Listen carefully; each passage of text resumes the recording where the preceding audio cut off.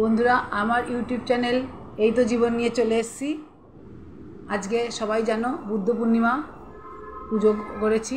পুজো করতে করতে দেরি হয়ে গেছে, এই জন্য আজকে খুব সামান্যই রান্না করেছি।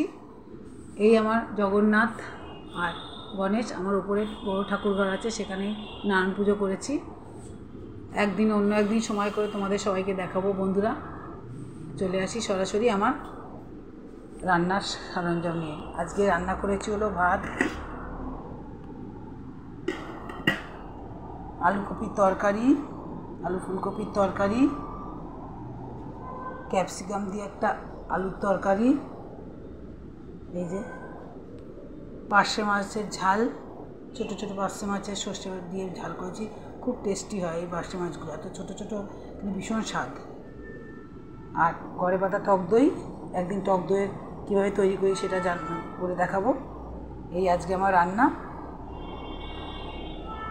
আর একদিন আমি আরও বড় ভিডিও করব কিছুদিন পর, কিভাবে রান্না করি সেই রান্নাগুলোর প্রসেসগুলো দেখাবো। এখন একটু ব্যস্ত আছি তাই দেখাতে পারছি না। আর একদিন কদিন যাক, আমি রান্না করে দেখাবো কিভাবে কি রান্না করছি। তার জন্য একটু প্রস্তুত হতে হবে আমার, ঠিক আছে? আমার ভিডিওটা প্রচুর দেখো, শেয়ার করো, লাইক করো।